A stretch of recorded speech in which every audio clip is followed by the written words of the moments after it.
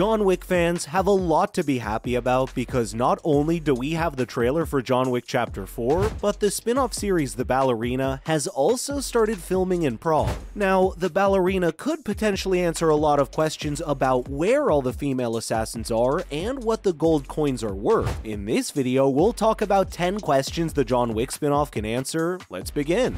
You ready, John?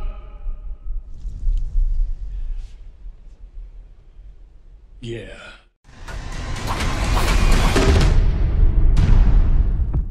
First up, how important is the role of the director? We were introduced to the director, played by the legendary Anjelica Huston in John Wick Chapter 3, Parabellum. Despite her brief time on the screen, she was still established as an important figure who ran the ballet theater and was also the head of Ruska Roma. The director has power over all the ballerina assassins, but her role in the world in general isn't quite clear at this point. The movie may shed more light on the factor since Rooney, played by Ana de Armas, must be an alumni of the Ruska Roma, so she's probably connected to the director in one way or the other. Up next, do John Wick and Rooney know each other? With The Ballerina being a direct spin-off of the popular action franchise, we do have one burning question. Do Rooney and John Wick know each other in this new film? And if they do, how will the audience get to see this connection? Okay, that's two burning questions, but we're sure you can sympathize with our sentiments. If we assume that The Ballerina is set in the present, then that would mean that Wick is coming out of retirement. Maybe they grew up together as the Ruska Roma, or perhaps she knows of him as in the general idea of who he is. Maybe the spin-off film could actually give us some more insight into John Wick's upbringing than the actual Wick films. Now, that would be interesting. Now, how much is a single gold coin worth? Fans have been tirelessly trying to work this one out, and we don't blame them since it is $1 million question. That's not their worth though. Sometimes one gold coin has gotten John Wick a bourbon, while at other times he's been able to get a cleaner who's easily able to dispose of multiple dead bodies for him. Quite the opposite ends of the scale, aren't they? And because of these incidents, we think they're probably not worth a monetary value at all and are a token piece that represents a favor of sorts instead. That would make the most sense since all the things that have been bought with these gold coins have been way too different in value for them to be worth a certain amount. Perhaps the Ballerina could tell us more about these coins and where they originated. We'd love some favored gold coins in our lives too. Will it buy us an island vacation? We could use one. I appreciate that. I'll try and do the same. Moving on to how did Winston end up being the Continental's manager? It looks like the studio execs are treating this spin-off movie as more than just a simple way to cash in on the already successful franchise of John Wick. The film has some loose ends to the larger Assassin universe, especially since we've been told that Winston, the manager at the Continental, will also feature in the movie in some capacity. While we're not entirely clear about McShane's involvement in the film, we could be looking at an opportunity to delve into the finer details of Winston's intriguing backstory. Interestingly though, the franchise is expanding rather quickly since we're also getting a series based on the hotel called The Continental. The show is set in the 70s and there's been a lot of mystery surrounding it, so we're yet to find out where all our answers about Winston lie. Will they be in the new movie or the show? Have a drink. And relax.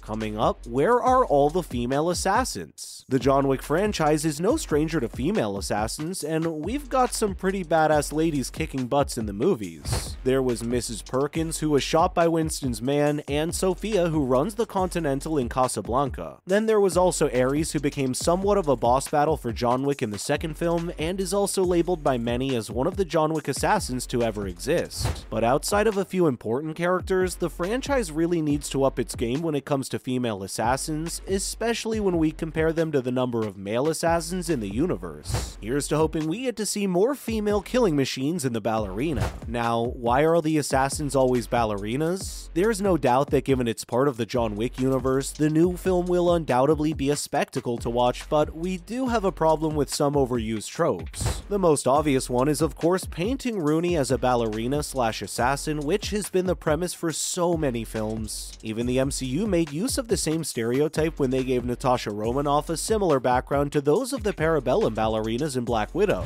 Perhaps the ballerina can answer this question and let us know why the film directors and producers are so intent on using the female ballerina assassin angle. Following up with, is everyone in the universe an assassin? We've scoured the online threads and honestly, there's no other explanation. Every single person in the John Wick universe has to be an assassin. That might sound crazy to you, but hear us out. We promise we've thought this one through. In Chapter 3, Wick doesn't get a single minute of rest before he's attacked by one assassin or the other. Also, no one bats an eyelash at a public fight happening right before their eyes, and it's all just acceptable? Now, Ballerina may dig deeper into this and hopefully tell us why living with violence just isn't distressing to the public anymore. Has the public just become so desensitized to the idea of violence and fighting that it's just become the norm for them? Is this what our future is going to look like?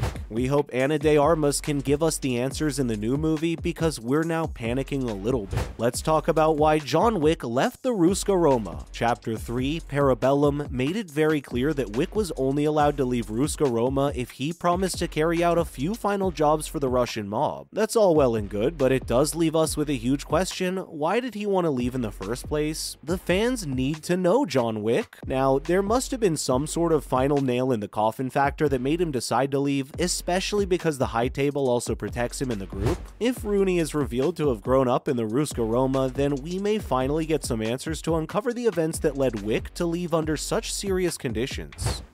How can you fight the wind? How can you smash the mountains? How can you bury the ocean? Moving on to, where's all the money coming from? With all that money flowing so freely in the assassin industry, and we're not just talking about those mysterious gold coins, there's gotta be some sort of explanation in the ballerina for this. There are hundreds of millions of dollars that go into the Continental and its underground club, or even that infamous walk-in closet filled to the brim with weapons that also gave us one of the best movie fights of all time. If you're thinking it's probably the High Table, we gotta disagree with you there. Why would they care about creating all those amenities for the assassins like a literal club inside the hotel? Also, let's not forget about the bounty on John Wick's head, which comes to $14 million. Now, that's a sizable sum, and we have no clarity on where that money came from or who placed that bounty on Wick's head. I'd like to make a dinner reservation for 12. Finally, what are the High Table rules and who's in it? We've seen in the films that these High Table rules are pretty inconsistent. They're very strict one minute, but cavalier the next. What's happening with that? Winston was forgiven even though he double-crossed them, but the Bowery King was brutally killed for just talking to Wick? At this point, it would just be easier if they released a High Table rulebook for us to follow. Since the High Table and its members have yet to be revealed, perhaps the ballerina can fill in some of the gaps for us.